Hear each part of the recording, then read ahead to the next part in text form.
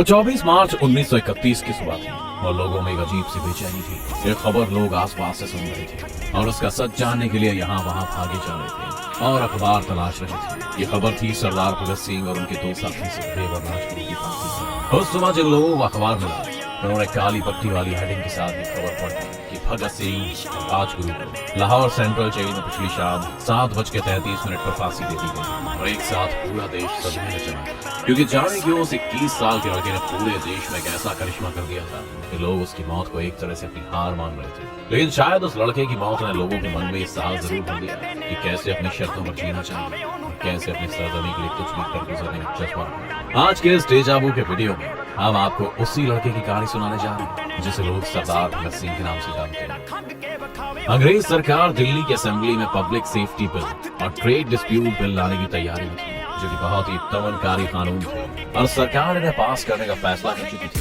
अंग्रेजों के इस बिल को कानून बनाने के पीछे कारण था कि जनता में क्रांति का जो बीज पनप रहा है उसे अंकुरित होने से पहले खत्म कर दिया जाए। इसलिए 8 अप्रैल 1929 का दिन असेंबली में बम फेंकने के लिए तय हुआ और इस काम के लिए भगत सिंह और बटुकेश्वर दत्त को काम दिया गया। इस बम कांड का मोटिव किसी को जान से मारना नहीं था, इसलिए बम भी असेंबली में खाली स्थान पर फेंका गया। भगत सिंह और बटुकेश्वर दत्त बम फेंकने के बाद वहां से भागे नहीं, बल्कि उन्होंने खुद से अपनी गिरफ्तारी दी थी। इसके साथ ही साथ उन्होंने वहां पर्चे भी बांटे, जिसकी पहली लाइन में लिखा था कि बहरों को सुनाने के लिए विस्फोट के बहुत ऊंचे शब्द की आवश्यकता होती है। गिरफ्तारी के बाद और कुछ सुराग मिले, जिसके बाद लाहौर षड्यंत्र केस के नाम से मुकदमा चला। 7 अक्टूबर 1930 को फैसला सुनाया गया, जिसके तहत राजगुरु, सुखदेव और भगत सिंह को फांसी की सजा दी। इस मामले में भगत सिंह को जो फांसी की सजा हुई थी उसकी तारीख 24 मार्च तय की गई थी। लेकिन उस समय के पूरे भारत में भगत सिंह की फांसी को लेकर जिस तरह से प्रदर्शन और विरोध जारी था, उससे अंग्रेज सरकार डरी हुई थी, जिस वजह से उसे लग रहा था कि अगर तय तारीख पर फांसी दी गई तो संभव है लोग विरोध कर दें और पुलिस उन्हें कंट्रोल भी न कर पाए।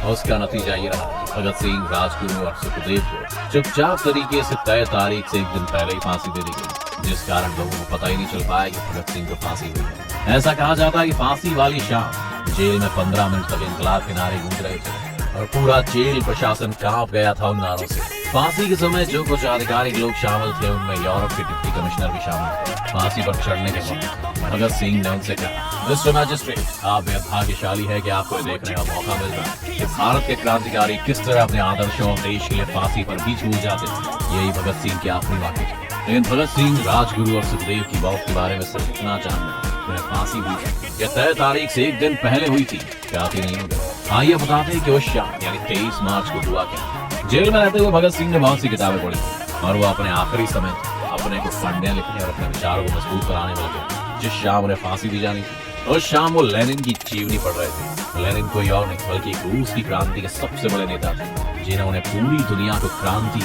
अलग ही राह दिखाई थी। अभी उस किताब के कुछ आखिरी पेज बचे हुए, तभी जेल के अधिकारियों ने अपने साथ ले जाने के लिए आए। जेल के अधिकारियों ने जब उन्हें बताया कि उन्हें फांसी तय दिन से एक दिन पहले दी जाएगी, जिस कारण उनकी फांसी का वक्त आ गया, तो ये बात सुनकर भगत सिंह थोड़ा मुस्कुराए और उन्होंने कहा, पहले एक क्रांतिकारी दूसरे क्रांतिकारी से तो मिले। आखिर के कुछ पन्नों को उन्होंने कुछ मिनट तक पढ़ के खत्म किया और किताब को छत की ओर उछाल कर बोले, ठीक है अब चलो। भगत सिंह के साथ ही साथ राजगुरु और सुखदेव को एक के साथ एक उन तीनों को फांसी देने के लिए ले जाया जाना था। जिस जेल में भगत सिंह को रखा गया था वो लाहौर की कोट लखपत की जेल थी। फांसी पर जाते समय भगत सिंह, सुखदेव और राजगुरु तीनों मस्ती से गा रहे थे, क्योंकि फांसी समय से पहले और सबसे छुपा कर दी जा रही थी। इसीलिए उस वक्त बहुत कम ही लोग उनकी फांसी में शामिल हुए थे। जो लोग वहाँ मौजूद थे उनमें यूरोप के डिप्टी कमिश्नर शामिल थे। इसके बाद फांसी के तख्ते पर खड़े हो गए। तीनों ने बड़ी शान से इंकलाब जिंदाबाद के नारे लगाए और फांसी के फंदे को हंसते हुए चूम लिया और उसे गले में लटका लिया। जिसके बाद वही हुआ जो एक दिन बाद होना था।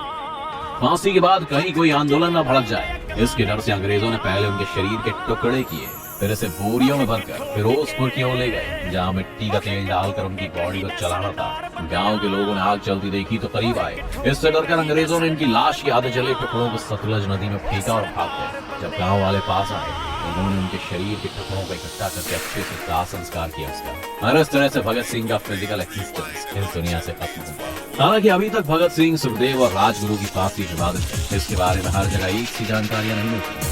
कई किताबों और फिल्मों में ये जानकारी साफ तरह से है कि 23 तारीख को आखिर हुआ क्या था। 2002 में राजकुमार संतोषी की डायरेक्ट की गई film the legend of Bhagat Singh में भगत सिंह, सुखदेव और राजगुरु की फांसी के बारे में यही बात दिखाई गई है जो हमने आपको बताई। फिल्म में दिखाया गया है कि भगत सिंह के परिवार और बाकी के लोगों को किसी तरह इस बात की जानकारी मिल जाती है कि तीनों क्रांतिकारियों की सजा की तय तारीख से एक दिन पहले ही फांसी दी जा रही है। परिवार के बाकी लोग जेल के बाहर प्रदर्शन कर रहे थे और अंदर उन्हें फांसी दे दी जाती है। जब लोगों ने जेल के अंदर घुसने की कोशिश की तो उन तीनों की लाश को दूसरे गेट से पूरे होकर के बाहर निकाला गया। बाकी की कहानी तो आपको पता ही दोस्तों। आज लोग भगत सिंह को लेकर कई बातें करते हैं, लेकिन महज 21 साल की उम्र में जिस समझदारी और बहादुरी को भगत सिंह ने दिखाया था, शायद भारत उसे कभी ना भूले और शायद ही कभी कोई ऐसा हो कि दूसरा भगत सिंह पैदा हो। आपका भगत सिंह के बारे में क्या लगता है हमें कमेंट करके जरूर बताएं। ये वीडियो अगर आपको पसंद आई तो लाइक करें और शेयर जरूर करें और चैनल को सब्सक्राइब भी करें।